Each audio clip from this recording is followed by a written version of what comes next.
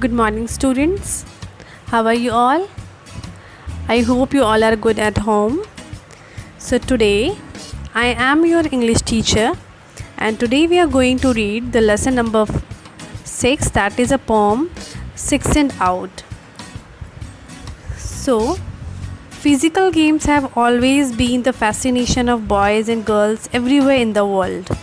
Although sports and physical games have been reduced to one's living room due to scarcity of playgrounds in cities, children in villages are luckier even because they have space to play and enjoy.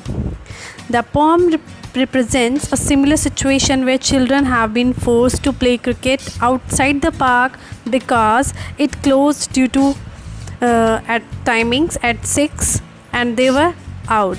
The children's determination shows that space is not a limiting factor for sports. All we need is determination. So as you can see, this lesson's or poem's name is Six and Out. Its meaning is, there are two meanings of this word, that is, 6 might refer to the lock-up time of the park, after which the players were forced to play on the street. And the second meaning, 6 also might refer to 6 boundary hit by one of the batsmen, after which everyone ran away from the scene. Now let's read the first stanza. The pitch was only smooth in parts, it sank at either crease, and motor vans and baker carts at times disturbed the peace. That means the boys were playing cricket in the street. The pitch was not entirely smooth. Both the pitches on both sides were just broken from the sides, except the motor vans and bakers' carts that sold bakery. The game was altogether smooth. So, the pitch where the children played cricket was a section of the road where vans and carts plied. The pitch was not entirely smooth everywhere. On both sides were lamp posts which the children used as their wickets. Either end of the pitch was lower than the other end.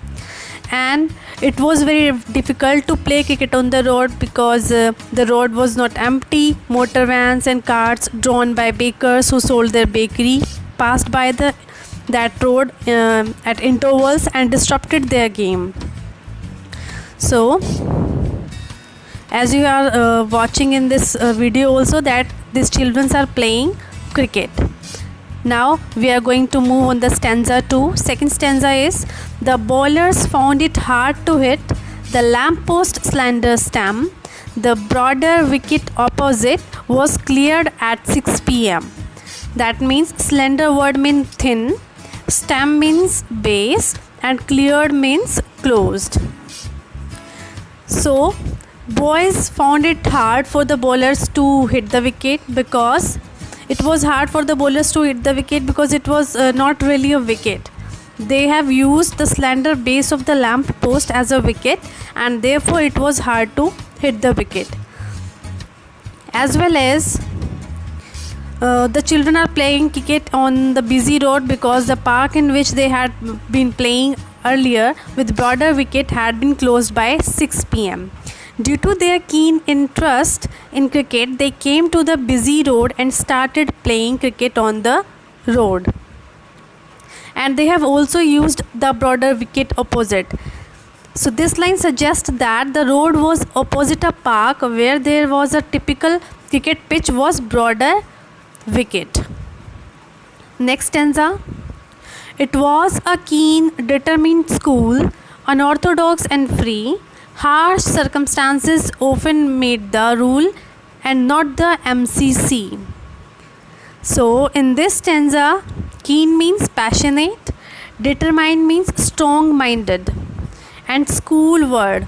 In this stanza, a school word have been used. This word means a group. Unorthodox means free thinking, open-minded. Harsh means rough or unfriendly. Circumstances, situations. And MCC stands for Marylebone Cricket Council. So this stanza means The children were deeply interested in cricket. They did not follow the rules of cricket. Their love was more to the enjoyment of playing than just the rules of cricket. And the children were keen about playing cricket, but they were not restricted by the rules of cricket. For them, even the busy road was a pitch, lamp post were wickets, and the wall of a well was the scoreboard. And the closing of the park where the children had been playing cricket made them make their own rules of cricket. Now the next stanza. The scorer seated by the well kept up a fire of talk. He was both umpires, crowd and all, and plied a busy chalk. That means, here the scorer means a boy who wrote the score. Fire of talk means commentary. Umpire means the two umpires who control the game. Crowd means onlookers or audience. Plied means ran up and down or moved the chalk or wrote. So the score was written by a boy who sat by the well. He was an all-rounder umpire. That means he is also acting as commentator and crowd and umpire. He kept on give a commentary of the game. With the chalk in his hand, he wrote and rewrote the rising score of their cricket. So where did the scorer sit? Very good. The scorer sat by the well. And what did the scorer do? The scorer wrote the scores on the scoreboard. And what is scoreboard? The wall of the well. And he is keeping updating the scores. Now the next stanza. So standing musing on the scene, I let the moments pass. How well he drove it to the screen, and then the crash of glass.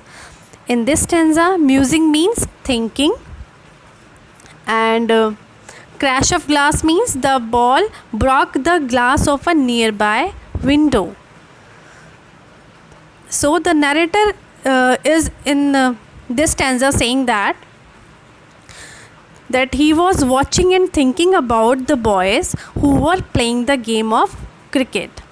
One of the batsmen then hit the ball very hard, and the ball flew to a nearby window and smashed the glass. Now the next stanza. I watched the players as they ran and heard while they get fled the loud voice of an angry man and law's majestic tread.